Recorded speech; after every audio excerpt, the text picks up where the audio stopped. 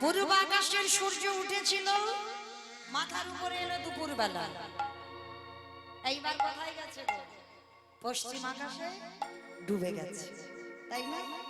একটি জীবনের দিকে তাকিয়ে দেখেন বাবা, আমাদেরও সূর্য উঠেছিল, ওঠেনি?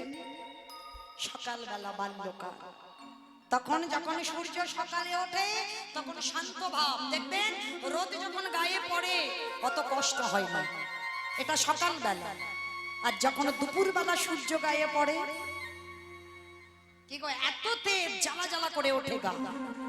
দেহতত্ত্বের দিকে তাকিয়ে দেখে, ওই দুপুরবেলা হলো আমাদের যৌবনকাল, রক্ত গরম। আর এত গরম হয়ে গেল, সবাই সংসারের মায়াতে ডুব দিলাম, কামিনী কাঞ্চনে আসক্ত হয়ে ডুব দিলাম। কিন্তু মা, সকাল হয়েছিল, দুপুর হলো, বিকাল তো হবে আমাদের। চুলগুলো একটা দুটো করে পাক ধরছে, কি গো, মাসে একবার করে কালার করলে হবে। আর যত বিকাল গড়াবে সে সপ্তাহে কালার করলেও ঢাকা দেওয়া যাবে না, তাই না? যাবে কি? কারণ চিঠি তো পাঠিয়ে দিয়েছে ভগবান, দন্ত পড়ে যাচ্ছে, চামড়াগুলো একটু একটু করে আলগা হচ্ছে। ভগবান বলে সকালে হয়েছিল, দুপুর সেরে ফেলেছিস, এবার বিকাল বেলা চল দিবায় শানলো গৃহেতে চলিলা, গৃহেতে চলিলা, গৃহেতে চলিলা।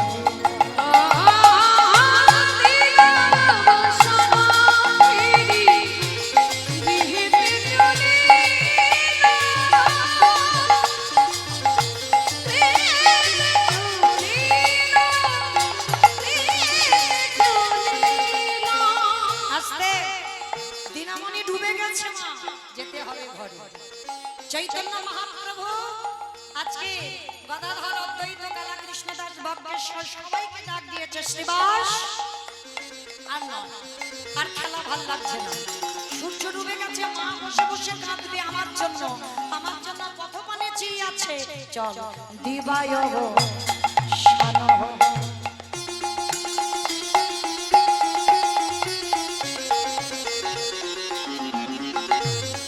গৃহেতে চলিলা, ভগবান জানে যে ঘরে যেতে হবে। কি বাবা, ভগবান যেটা জানে সেটা আমরা জানি না। আচ্ছা মাইরা, তোমরা সবাই থাকবে না বাড়ি যাবে? থাকবে, বাড়ি যাবে, সবাই যাবে? যা যা। আবার কেউ কেউ বলছে না যাবো না, থাকবো। কিন্তু যত মাথা নেড়ে বলো না কেন থাকবো, তুমি বললে তো হবে না। ভগবানকে পর্যন্ত বাবা যেতে হয়েছে জরা ব্যাধির তীরে। শ্রীরামচন্দ্রকে সরুজ নদীর জলে প্রাণ ত্যাগ করতে হয়েছে, মহাপ্রভুকে ওই জগন্নাথ দেবের সঙ্গে বিলীন হতে হয়েছে। তাহলে ভগবানকে যেতে হলো, আর আপনার আমরা তো তুচ্ছ। তাই আজকে চৈতন্য মহাপ্রভু বলছে আর দেরি নয়, সূর্য ডুবে গেল, দিবায় শানহ গৃহেতে চলিলা, গৃহেতে চলিলা, গৃহেতে চলিলা।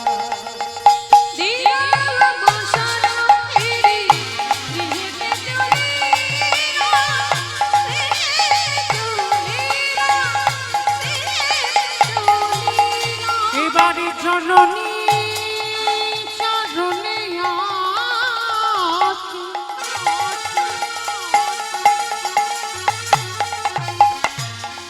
প্রণাম।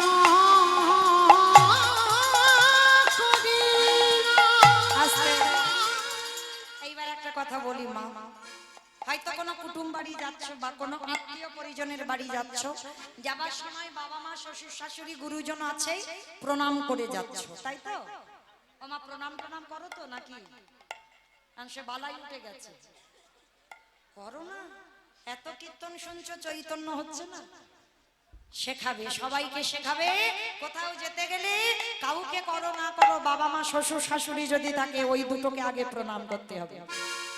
আচ্ছা মাইরা, যাবার সময় তো প্রণাম করছো, আর কুটুম বাড়ি থেকে ফিরে প্রণাম করো, ওইটি কেউ করে না। যে যাবার সময় অনেক ভক্ত আছে বাবা কোথাও যেতে গেলে প্রণাম টনাম করে, কিন্তু আত্মীয় বাড়ি থেকে ঘরে ফিরে কোনোদিন বাবা মাকে প্রণাম করে। এইটা কেউ বলতে পারবে না আমি করি। বলতে পারবে কেউ একজন হাত তুলে যে আমি আত্মীয় বাড়ি থেকে ফিরে আমি প্রণাম করি? কিন্তু এটা কর্তব্য, এটা আমাদের নিয়ম, এটা মৌমিতার কথা নয়। চৈতন্য মহাপ্রভু শিক্ষা দিল, কোথাও যেতে গেলে বাবা মাকে প্রণাম করো। আবার কোথাও থেকে ফিরে এসে সে যদি তুমি রাস্তায় কোনো আড্ডা দিতে যাও, তাসও খেলতে যাও, বাড়িতে ফিরে এসে বাবা মাকে প্রণাম করো। ওই জন্য তো আমার চৈতন্য মহাপ্রভু কি বলছে জানো? জননী চরণে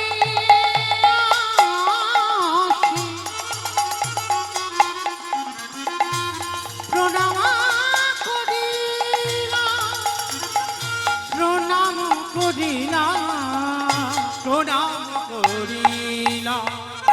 দিবায়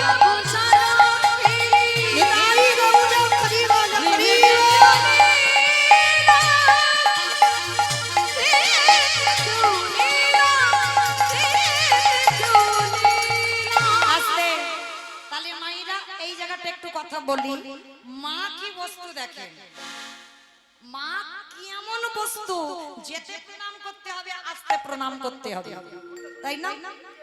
এই মার কথা বলতে গিয়ে মা একটা কথা মনে পড়ে গেল, জানো লক্ষ্য ভেদ করে বাবা দ্রৌপদীকে বিয়ে করেছিল কে? তৃতীয় পাণ্ডব অর্জুন।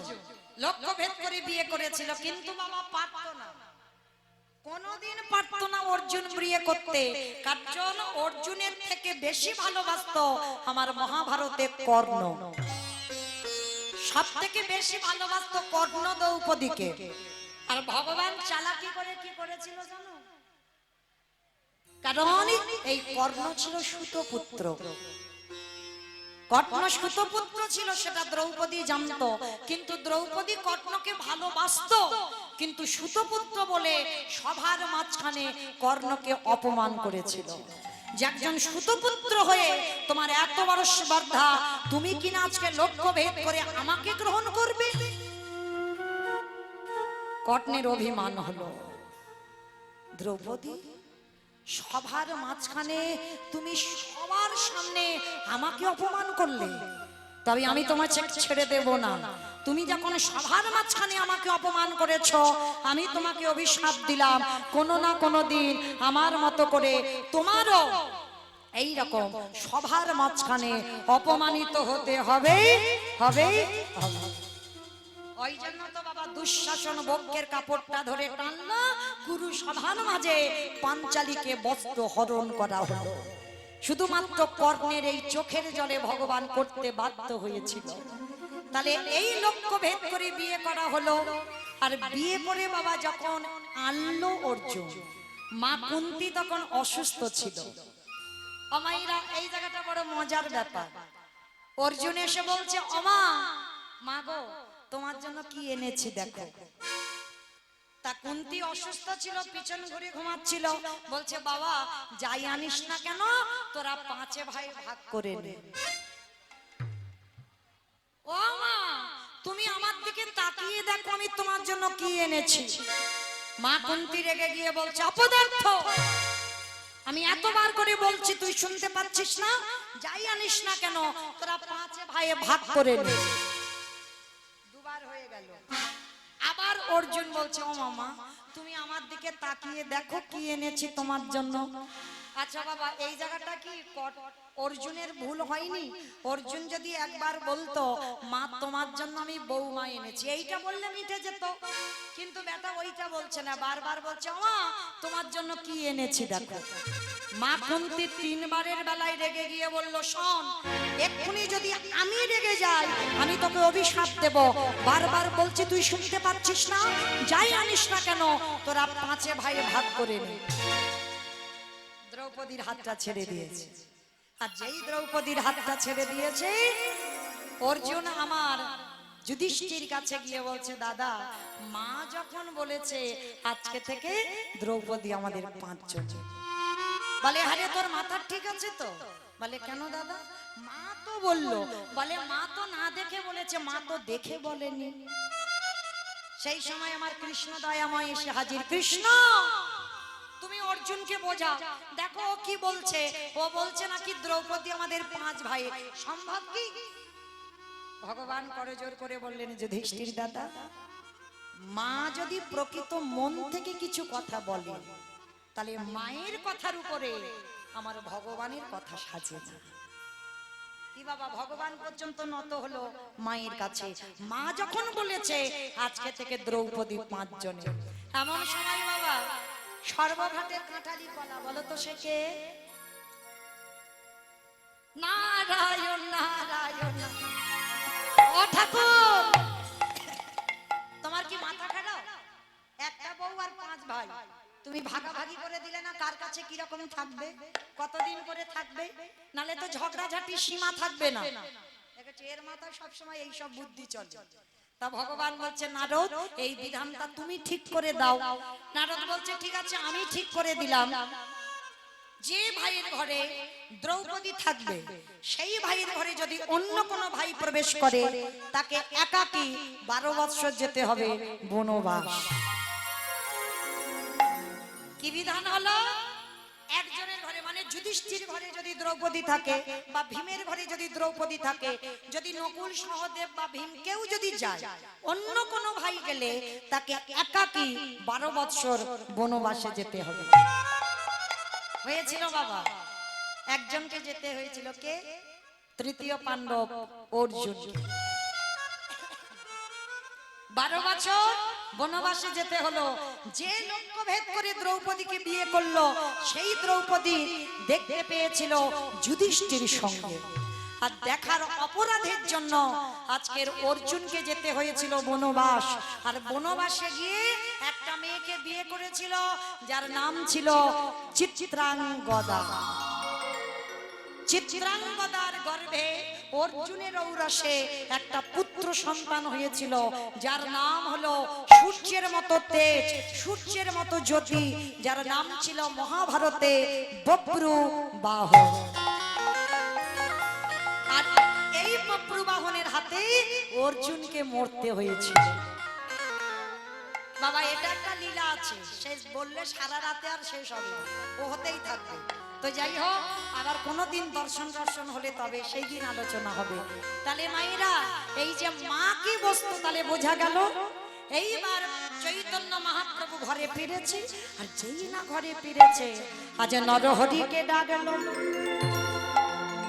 নরহরি বলে বলে, আমার নিমাই রঙে ধুলো মাখা কেন, ওরে নরহরি, ওরে নরহরি,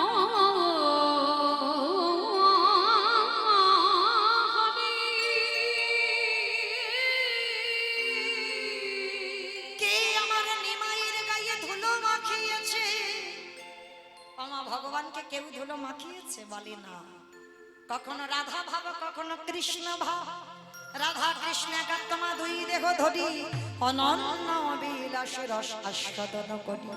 এই দুই ভাবে চৈতন্য গোসাই, ভাবে রস আস্বাদিতে দোহে কোঠায়। কখনো কৃষ্ণ ভাব, কখনো রাধা ভাব, যখন সুরধনির তীরে গড়াগড়ি যায়, আর সেই ধুলোটা তোমার নিমাই রঙে লেগেছে।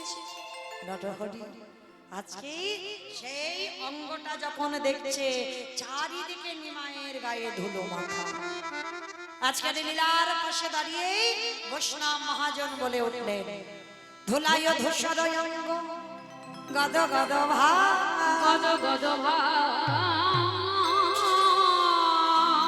এ রাধা মোহন দেখি তো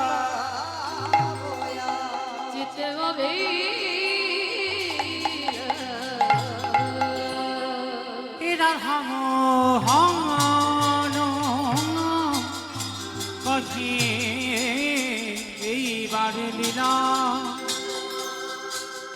প্রকাশী হলো।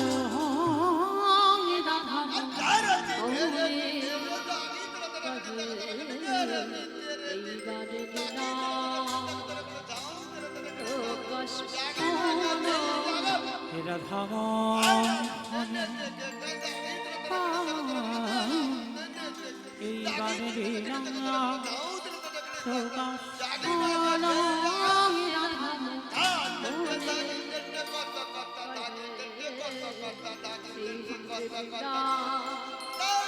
প্রকাশ হলো হে রাধা মোহন হে এইবারে লীলা প্রকাশ হলো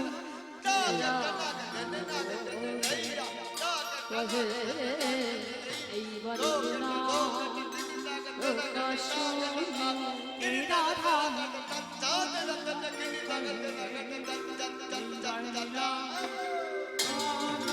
কহে এইবার লীলা প্রকাশ হলো এ রাধা মোহন কহে এইবার লীলা প্রকাশ রে রাধা মোহন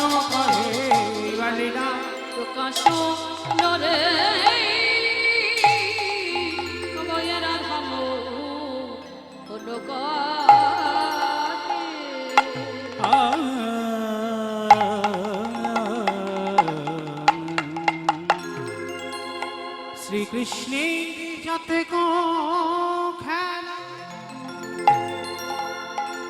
সর্বোত্তম নরলীলা নরগোপ তাহারে স্বরূপ গোপবেশা নবনিত্য কৈশোর নটবার নরলীলা হয় তাহারে অনুরূপ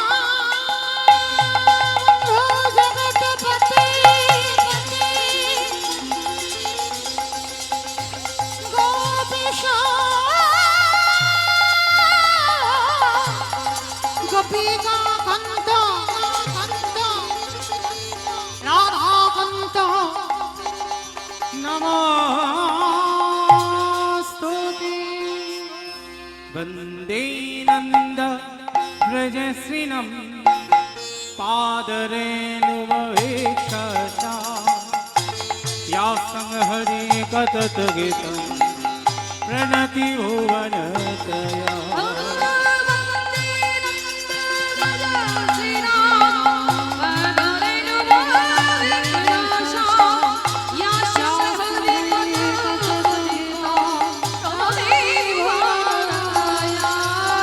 वन्दे नन्दव्रजसुरा आदरेणुमवेक्षसा या संहरि कतत गीतं प्रणति भुवनतया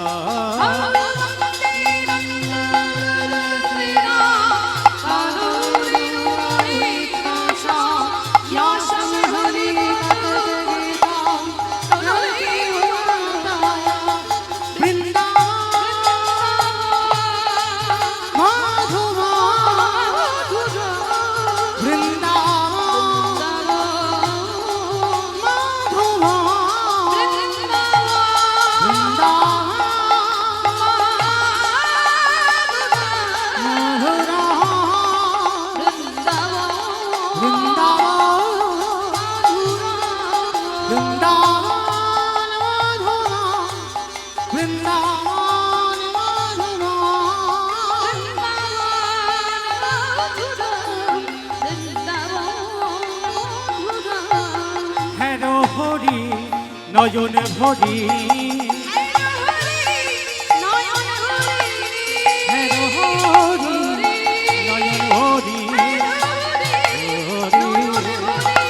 গোপী বল্লভ রাধা মাধব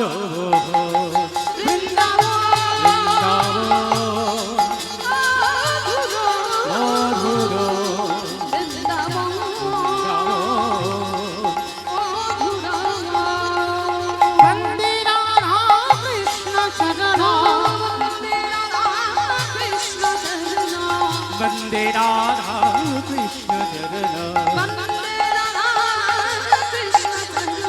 वन्दे माधव नन्द कुमारं वन्दे राधा करुणाया पारं वन्दे माधव नन्द कुमारं वन्दे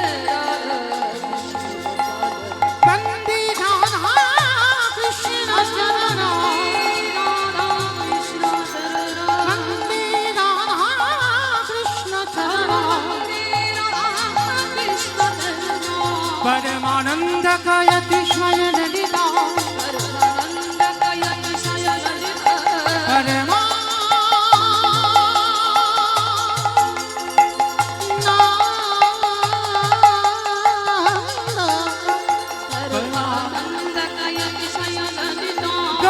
जुवती कुल गर्वित चलिता भव भय भंजन कारण करुणा भव भय भंजन कारण करुणा वन्दे राधा कृष्ण चरण निन्दित शशधर निरुपम नखरं हृदिगते तिमिर विनाशन शितरं निन्दित शशधर निरुपम हृदरं हृदिगते तिमिर विनाशन शितरं शरण चरण युग भव भय हरणा शरण चरण युग भव भय हरणा वन्दे राधा कृष्ण चरणं वन्दे राधा कृष्ण चरणं वन्दे राधा कृष्ण चरणं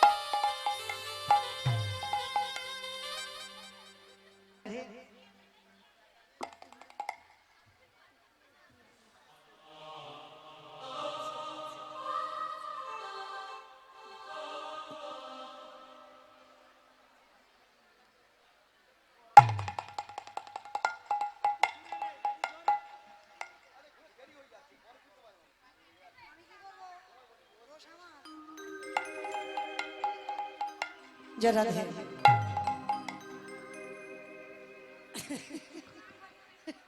শেষ হচ্ছে না। হরি বল। চলো আজকে আমরা সবাই এবার বৃন্দাবন যাব। বৃন্দাবন যেতে গিয়ে একটা ভজন গাইতে গাইতে যাওয়া হোক, কেমন? কি মাইরা আগে থেকে সবাই বলেন তো, গৌর সুন্দরী কি ধ্বনিটা হলো কি? জয়। এটাও জয়। আমি বললাম ধ্বনি হলো কি, এটা নাকি জয়? এটা জয় নয়, একটু প্রেম সে ধ্বনি দাও। মানে এত জোরে ধ্বনি দেবে, কত দূর যাবে গো? করিমপুর শোনা যাবে। ধ্যাৎ, করিমপুর বেশি দূর না। হ্যাঁ করিমপুর শোনা যাবে, আর এবারে জলঙ্গি। আচ্ছা যাবে। ওমা জলঙ্গি করিমপুর যাবে তো? যাক না যাক, মাথা তো নেড়েছে, তাহলে যাবে। ওমা এখনো শেষ হয়নি। জয় রাধে। সবাই দেখি একবার হাত দুটো তোলেন তো দেখি, আমার নিতাই চাঁদ গৌর চাঁদের মতো। সবাই একসঙ্গে বলবেন, সবাই ওমা হাতগুলো কই সব? কই তোলো দেখি সবাই হাত দুটো। সবাই একসঙ্গে সবাই বলো, গৌর সুন্দরী কি জয়। নবদ্বীপের ধামে কি জয়। সচির নন্দনে কি জয়। বিষ্ণু প্রিয়া কি জয়। নিতাই চাঁদ কি জয়। ভক্ত বৃন্দ কি জয়। হরিবাসন ধাম কি জয়। সাধু গুরু বৈষ্ণব কি জয়। আপন আপন গুরু চরণ কি জয়। কমিটি ভাই সব কি জয়। হরিনাম যজ্ঞ কি জয়। আজকের আনন্দ কি জয়। নিতাই গৌর প্রেমানন্দে। হরি হরি বল। বেশ, চলো দেখি সবাই আমরা একটা ভজন গাইতে গাইতে যাই, কেমন? কিংবা একটা ভজন হবে তো? তবে আমি আর আমার সম্প্রদায় নয়, সবাই যাব। একটু উলুধ্বনি দাও দেখি জোরে। বাহ,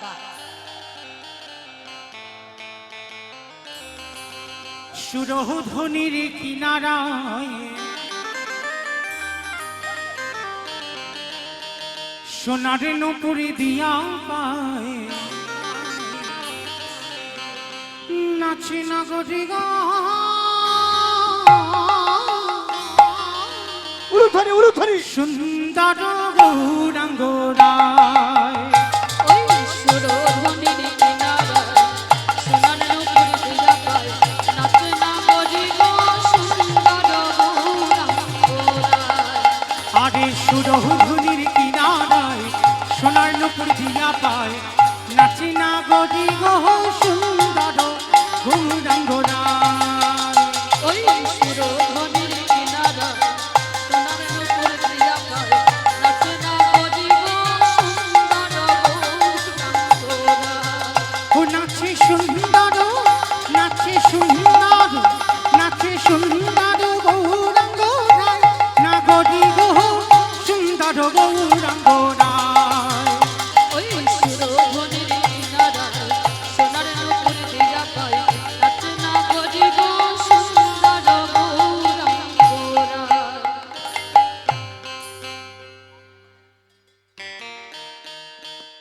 হরে কৃষ্ণ। ও মাইরা, আমি আর আমার সম্প্রদায় যাবো, আর কেউ যাবো না? সবাই যাবো তো? সবাই যখন যাবো, সবার হাতগুলো কই দেখি তোলো একবার। সবাই একসঙ্গে, পিছনে যারা আছেন সবাই একসঙ্গে তালে তালে করো, তালি দেবেন, কেমন? সুন্দর কপালে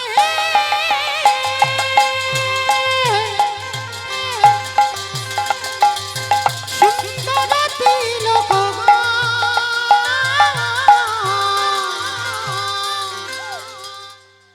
বন্ধ করো না। যারা ধেমাইরা, এই যে যে ভাইরা ইউটিউব করছো, তোমাদের বলছি এইবার একটু ওদেরকে ভালো করে দেখাবে, সমস্ত ভক্তবৃন্দকে, কেমন?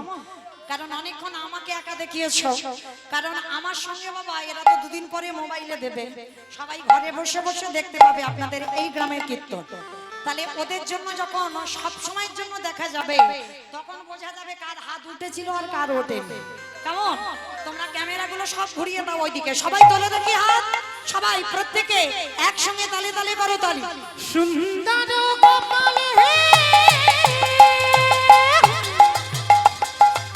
সুন্দর তিলক ওই সুন্দর সুন্দর তিলক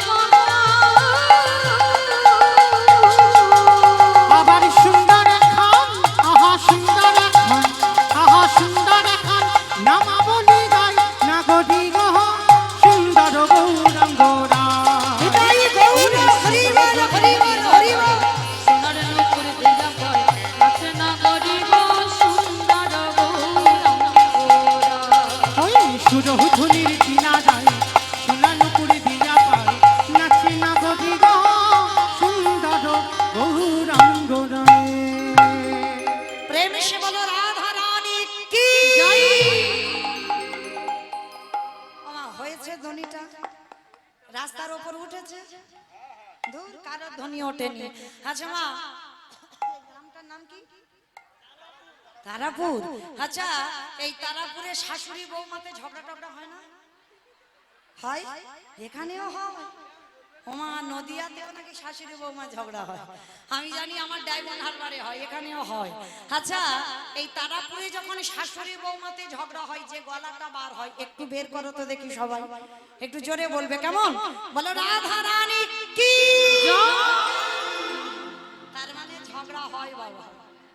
বৃন্দাবনেশ্বরী কি, যমুনা মাইয়া কি, নন্দগাম কি, উঁচাগাম কি, বর্ষানাম কি, ভক্তবৃন্দ কি, হরিবাসর ধাম কি, সাধু গুরু বৈষ্ণব কি, আপন আপন গুরুচরণ কি, কমিটি ভাই সব কি, হরিনাম যজ্ঞ কি, আজকের আনন্দ কি, নিতাই গৌর প্রেমানন্দ। হরি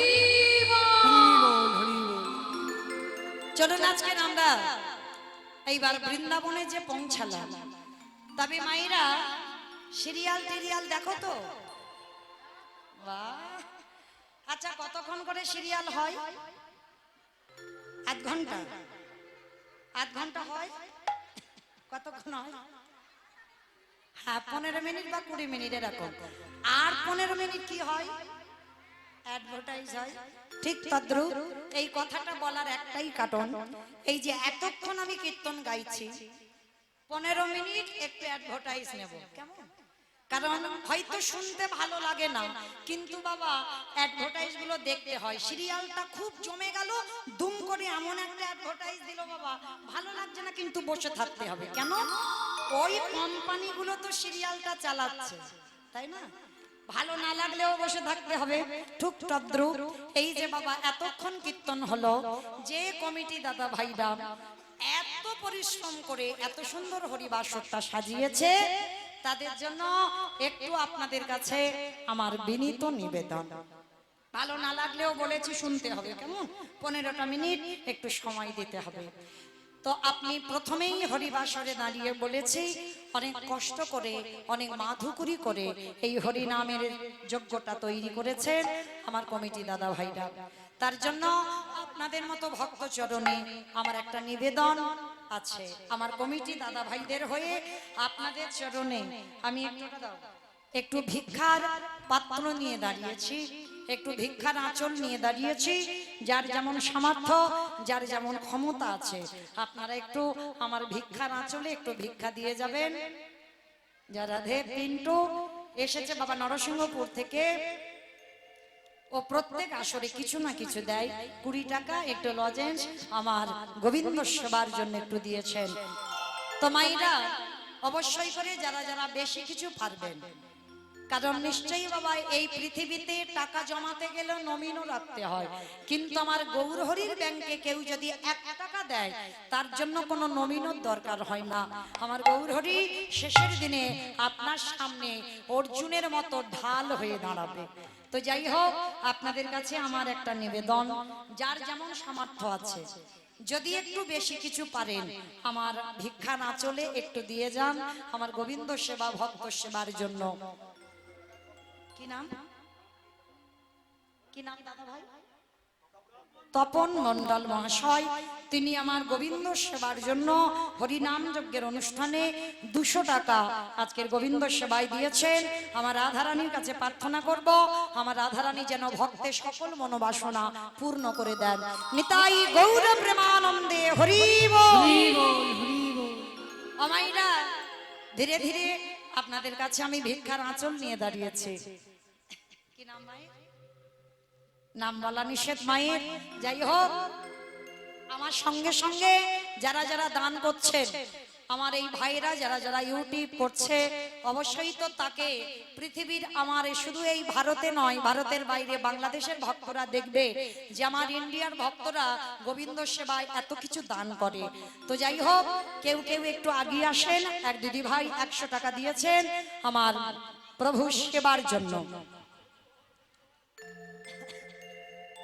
জয় রাধে। কি নাম বলে? কি? রঞ্জিত দাস, তারাপুর বাড়ি। তিনি 102 টাকা গোবিন্দ সেবার জন্য দিয়েছেন। ও মায়েরা, সবেই 100-200 হবে, একটু বেশি বাড়বে না? যদি একটু 500 হয় না? যদি কেউ একজন পারেন, একজন ভক্ত অন্তত এগিয়ে আসেন, আমার রাধারানীর সেবায় অন্তত 500 টাকা একটু দেন। জয় রাধে। কি নাম শোনা? মীনাক্ষী বিশ্বাস। আমার রাধারানী যেন তার সকল মনের বাসনা পূর্ণ করে। 500 টাকা চেয়েছিলাম, মীনাক্ষী 1000 টাকা আমার গোবিন্দ সেবার জন্য দিয়েছেন। মীনাক্ষীর জন্য সবাই একবার কামনা করবেন, নিতাই গৌর প্রেমানন্দে হরি বল। আচ্ছা, কি নাম? নিয়তি প্রামাণিক 100 টাকা দিয়েছেন আমার গোবিন্দ সেবার জন্য। যাই হোক, ভক্তের মনোবাসনা যেন আমার রাধারানী পূর্ণ করে দেন। আমাইরা তাহলে 500 চাইলাম, এখনো কিন্তু 500 আসেনি। 500 বেশি এলো, 1000 এলো।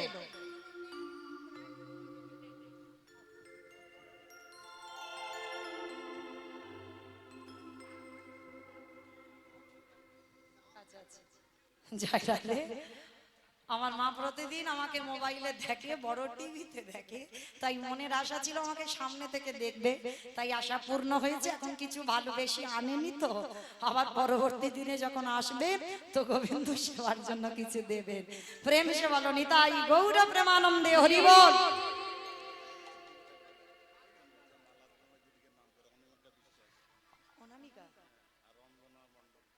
জয় রাধে, হরি বল। কই অনামিকা দিদি, কিছু দেবেন না গোবিন্দ সেবায়? এত এত সুন্দর করে ফুলের সাজ দিয়ে সাজালো। জয় রাধে। ভক্তের মনের বাসনা পূরণ করবার জন্য। আচ্ছা, আমার দাদা ভাইরা কেউ আসছে না কেন? কারোর পকেটে কিচ্ছু নেই?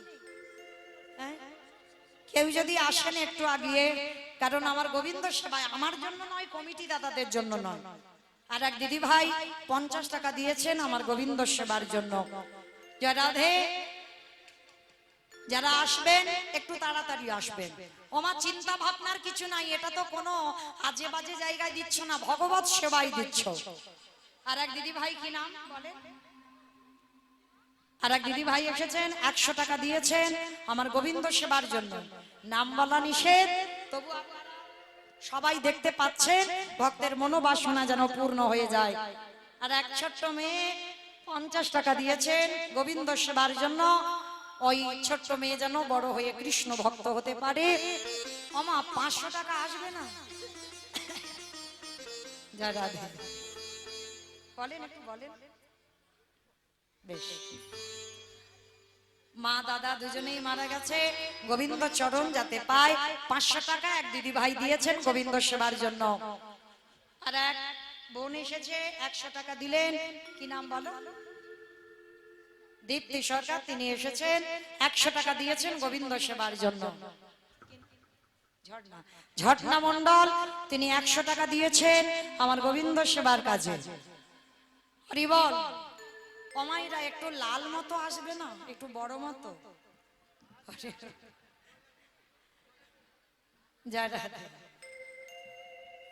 অনেক বেশি তো। হরি বল। যাই হোক, এই দাদা ভাই সব জায়গায় আমার গলায় মালা পরায়, আমার গলা নয়, আমার রাধারানীর গলায় পরায়। তো যাই হোক, দাদা ভাই 100 টাকা দিয়েছেন আমার গোবিন্দ সেবার জন্য। এবারে দিল না কেন, এত মালার চাপ সুযোগ পাইনি। যাই হোক, তো আশীর্বাদ করি যেন প্রতি বৎসর আমার গোবিন্দ সেবায় প্রতি জায়গায় কিছু না কিছু আমার গোবিন্দ সেবার জন্য কিছু দিতে পারে।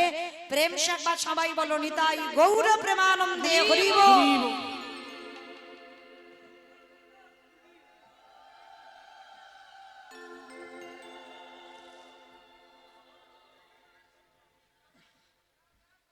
জয় রাধে।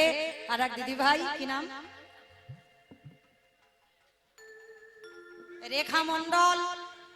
তিনি এসেছেন, 100 টাকা দিয়েছেন আমার গোবিন্দ সেবার জন্য। ভক্তের মনোবাসনা যেন আমার রাধারানী পূরণ করে দেন। আর এক দিদি ভাই 70 টাকা দিয়েছেন গোবিন্দ সেবার জন্য। অমাইরা 500 হলো, 100 হলো, 200 হলো। প্রসন্ন মণ্ডল, গোপালপুর বাড়ি, তিনি 200 টাকা গোবিন্দ সেবার জন্য দিয়েছেন। আর এক দাদা ভাই, কি নাম? সুশান্ত দাদা ভাই, তিনি 50 টাকা দিয়েছেন গোবিন্দ সেবার জন্য। অমাইরা 100 হলো, 200 হলো, 500 হলো, 1000 হলো, আর 1500 হবে না হলে আর বলবো না, কান বলে বলছি, মা কালীর দিব্যি 1500 হলে আর বলবো না, সত্যি বলছি। অয়ন, ছোট্ট ছেলে অয়ন 100 টাকা দিয়েছেন আমার গোবিন্দ সেবার জন্য। এক ছোট্ট মেয়ে 20 টাকা দিয়েছেন গোবিন্দ সেবার জন্য।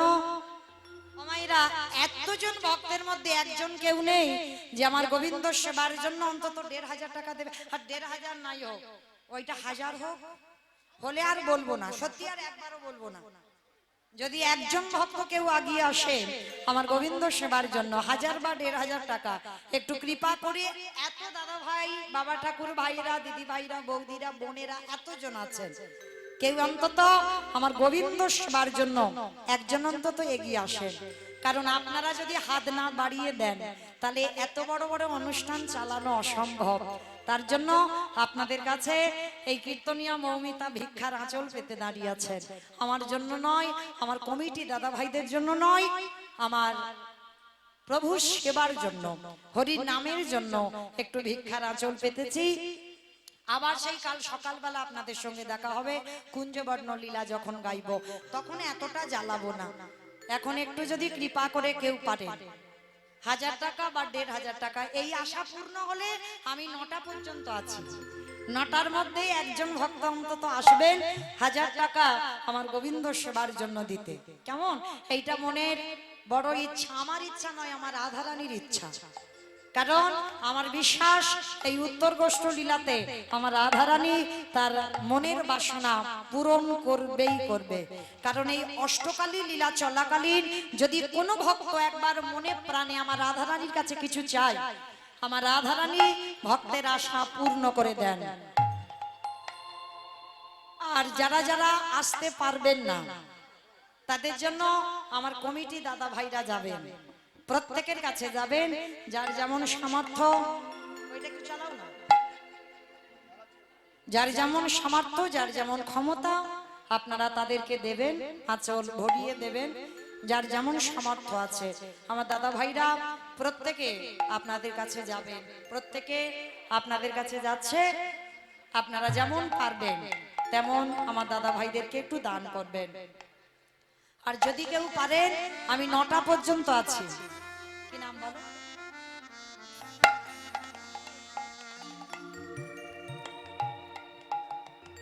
একশো টাকা আর একটা বোন দিলেন আমার গোবিন্দ সেবার জন্য।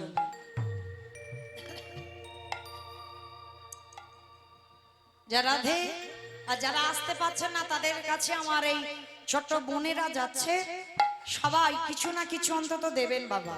কারণ এই উত্তর গোষ্ঠ লীলাটা যেমন তেমন লীলা নয়, এই লীলা প্রত্যেকের জীবনে একদিন আসবে। আমাদেরও সবাই উত্তর গোষ্ঠে ফিরতে হবে। হরি বল। আমার দাদা ভাই যাচ্ছেন, যার যেমন সামর্থ্য আপনারা দেবেন। আর আমি 9টা পর্যন্ত দাঁড়িয়ে আছি আপনাদের জন্য, শুধু একটাই আশা নিয়ে, যদি কেউ পারেন আসেন, আসেন, আসেন আমার কাছে আসেন।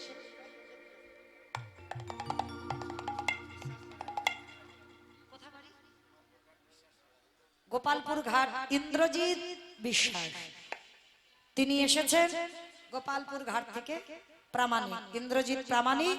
তিনি 500 টাকা আমার ভগবত সেবায় আমার রাধারানীর চরণে দিয়ে গেলেন। আমার রাধারানী যেন ভক্তের মনোবাসনা পূর্ণ করে দেন। নিতাই গৌর প্রেমানন্দে হরি বল। কি নাম বলে? আদিত্য মণ্ডল, তিনি 100 টাকা দিয়েছেন গোবিন্দ সেবার জন্য। আমার রাধারানীর চরণে যেন পৌঁছে যায়, আমার রাধারানী যেন ভক্তের মনোবাসনা পূর্ণ করেন। নিতাই গৌর প্রেমানন্দে হরি বল। আর এক মা 50 টাকা দিলেন। বেশ বেশ, কি নাম মা বলে? আর এক মা 100 টাকা দিয়েছেন গোবিন্দ সেবার জন্য। খুব ভালো লাগলো যে আমার দাদা ভাইদের থেকে আমার মায়েরা আগিয়ে এসেছে। কে বলেছে কেউ নাই, গোবিন্দ আছে তো, কে বলে? জয় রাধে।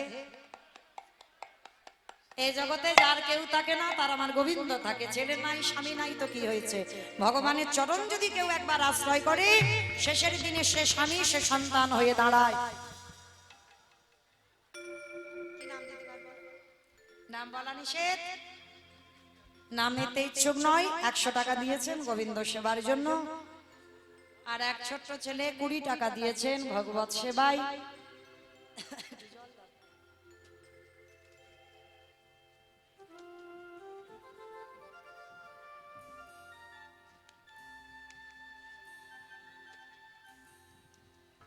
আর এক ছোট্ট ছেলে 40 টাকা দিয়েছেন ভগবত সেবার জন্য।